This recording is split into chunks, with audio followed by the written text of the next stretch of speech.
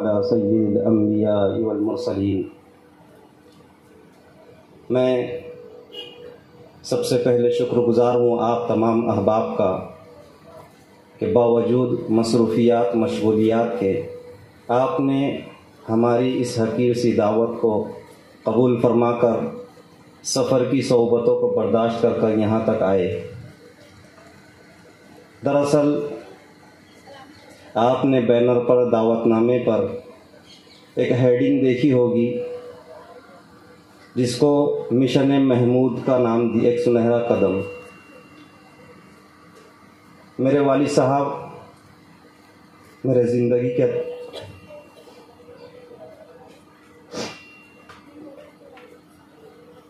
38 سال گزرے۔ میں نے دنیا میں بہت باپ کو ایسے دیکھا جو اپنے بچوں کی دنیا کی فکر کرتے ہیں۔ میرا ایک باپ ایسا ہے جس نے ہر موڑ پر مجھے دنیا کی محنتوں سے روکا ہے۔ باوجود ان کے علم میں یہ بات تھی کہ میرا مزاج تاجرانہ ہے، میں تجارت میں شوق رکھتا ہوں۔ جب بھی ان کو موقع آیا مجھے بلا کر یہ باتیں بولتے رہے کہ بیٹا دوڑ دھوپ کی پیٹ بھر کھانے سے عزت کی عادی اچھی ہے۔ کبھی بولتے کہ اپنی تجارت میں کبھی ضرورت سے زیادہ نفع نہ لینا۔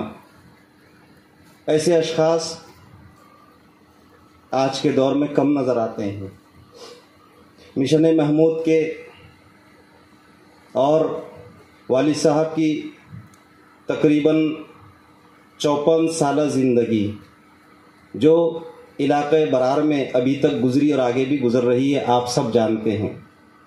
لیکن جب یہ ادارہ میں نے شروع کیا، میں نے ہمیشہ ابا کے ذہن پر ایک بوجھ کو دیکھا کہ جب بھی امت کے احوال تبدیل ہوتے وہ فوراً متفکر ہو جاتے اور اس کے سدباب کے لیے اقدامات کرتے۔ تفصیل انشاءاللہ اس میں پوری آئے گی۔ اللہ رب العزت نے اپنے دین کی حفاظت اور اس کی ارتقاء کے لیے ہر زمانے میں کچھ برگزیدہ بندوں پر نگاہ کرم ڈال کر ان کو اپنی دین کی خدمت کی سعادت سے بہرہ ور فرمایا۔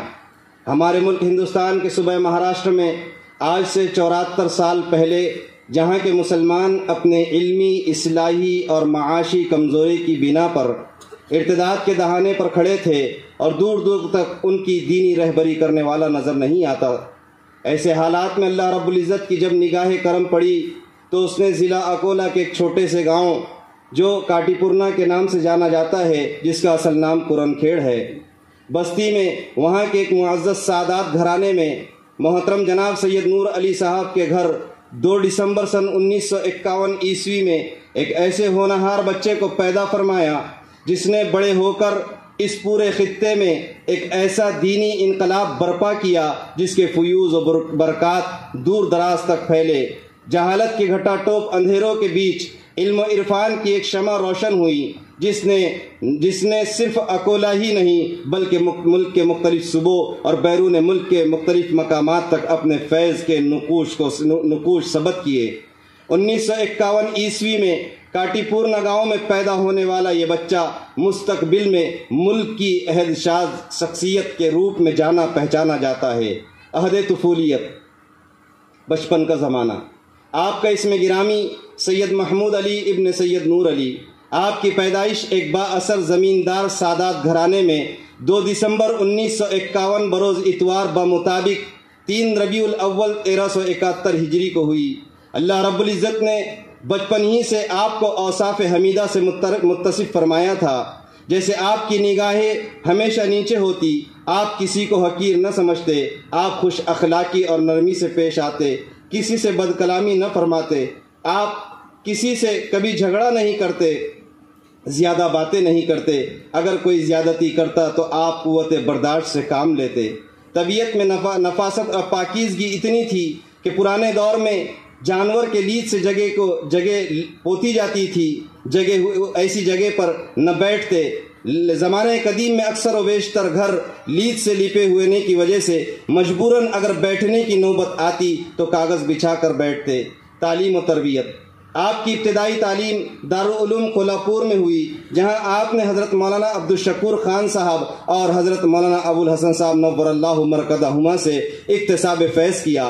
پھر مزید تعلیمی تشنگی کو بجھانے کے لیے مظاہر العلوم سہارنپور روانہ ہوئے اور وہاں پہنچ کر علماء ربانیین سے استفادہ کیا، جن میں سر فہرست حضرت شیخ الحدیث حضرت مولانا محمد زکریا صاحب نور اللہ مرکزہ صاحب فضائل اعمال، دوسرے حضرت امیر المؤمنین فی الحدیث حضرت شیخ مولانا محمد یونس صاحب جون پوری رحمۃ اللہ علیہ، حضرت مولانا یحییٰ صاحب رحمۃ اللہ علیہ، حضرت مولانا مفتی عبدالعزیز صاحب رائے پوری رحمۃ اللہ علیہ، حضرت مولانا مفتی عبدالقیوم صاحب رحمۃ اللہ علیہ، حضرت مولانا علامہ صدیق صاحب رحمۃ اللہ علیہ، مولانا یامین صاحب رحمۃ اللہ علیہ اور حضرت مولانا مفتی مظفر حسین صاحب رحمۃ اللہ علیہ سے آپ نے مظاہر العلوم سہارنپور سے علوم عقلیہ کی تکمیل کے بعد سن 1971 میں سند فراغت حاصل کی اور روحانی ترقی و تزکیہ نفس کے لیے اپنا روحانی رشتہ حضرت مولانا مفتی عبدالعزیز صاحب رائے پوری نور اللہ مرکزہ سے جوڑا اور راہ سلوک پر گامزن رہے۔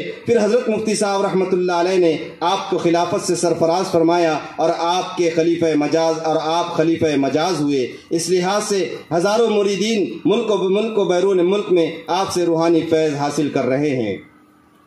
آپ کی خدمات پر ایک طائرانہ نظر، آپ نے 1967 کے اندر دعوت و تبلیغ میں پہلا چلہ لگایا، جس کی برکت سے امت کی زب و حالی کا احساس ہوا کہ زہر ہے اس کو تریاک سمجھ لیا گیا، جو تباہی و بربادی کا راستہ ہے اس کو نجات کا راستہ سمجھا جا رہا ہے، جو تدبیر شقاوت کو دعوت دے رہی ہے انہی کے ذریعے انہی کو ذریعہ سعادت خیال کیا جا رہا ہے۔ ایسی حالت میں آپ نے دعوت و تبلیغ کو حرز جاں بنا لیا اور اب تک اسی محنت میں منہمک ہے۔ آپ نے اپنے استاذ کے ادارہ پاتورڈا مدرسہ ضیاء العلوم کے اندر 3 سال تک تدریسی خدمات انجام دیے۔ اسی دوران آپ کے پیر و مرشد حضرت مفتی عبدالعزیز صاحب رائے پوری نور اللہ مرکزہ بامشقت سفر ہوا۔ حضرت مفتی صاحب کے یہاں جانے کے بعد حضرت نے اکابرین امت شیخ زکریا رحمۃ اللہ علیہ، حضرت مولانا مفتی محمود الحسن گنگوہی رحمۃ اللہ علیہ کی خدمت میں اپنے شاگرد یعنی سید محمود علی صاحب کے احوال رکھے۔ ان حضرات سے مشورے سے چند مقامات طے کر کے لکھا۔ رائے پور، چھتیس گڑھ، اکولا، بھساول، ان تینوں مقامات میں سے کسی ایک جگہ دارالعلوم کی بنیاد رکھ کر اپنی دینی خدمات سے علاقے کو سیراب کیا جائے۔ حضرت مولانا نے بطور تجویز اپنے اکابرین کی خدمت میں شہر اکولا کو پیش کیا۔ ان اکابرین ثلاثہ کے حکم پر اس مبارک تحریک کو شروع کرنے کے لیے شہر اکولا کو منتخب کیا گیا، جس کے نتیجے میں 1975 میں دارالعلوم امان الاسلام مرکز بڑی مسجد بیت پورہ کی بنیاد رکھی گئی۔ اسی طرح آپ نے بھیونڈی فساد 1977 کے بعد ملک کی 100 سالہ قدیم تنظیم جمعیت علماء ہند کو اکولا میں مستحکم کیا۔ اسی طرح جب آپ نے دیکھا کہ مستورات میں بے راہ روی اور بے دینی کا عالم بڑھ رہا ہے تو شہر اکولا میں مستورات کو دینی تعلیمی میدان میں آگے بڑھانے کے لیے 1 مئی 1998 کو مدرسہ تعلیم البنات کا قیام عمل میں لایا۔ اسی طرح اسکول میں معصوم بچوں کے اسلامی عقائد اور ایمان کے تحفظ کے لیے دیندار اساتذہ کی نگرانی میں 22 جون 2003 کو قبا اردو اسکول کا قیام عمل میں آیا۔ پھر آپ مزید جب حالات اور بڑھتے گئے اور امت کا درد بڑھتا گیا، آپ نے خدمت خلق کی غرض سے 8 مارچ 2008 کو سنہ ہاسپٹل کا قیام عمل میں آیا۔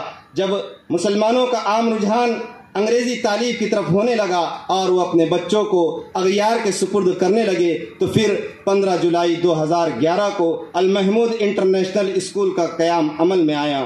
جب لوگوں کا رجحان مزید جب حالات سنگین ہوئے اور مستقبل تاریک نظر آنے لگا تو جب لوگوں کے رجحان ایسے مدارس کی طرف ہونے لگے جو دینی و دنیاوی علوم کو بیک وقت اپنی توجہات کا مرکز بنائے ہوئے ہیں، اسی مقصد کے پیش نظر 18 اگست 2018 کو جامعہ عزیزیہ انوار القرآن کا قیام عمل میں آیا۔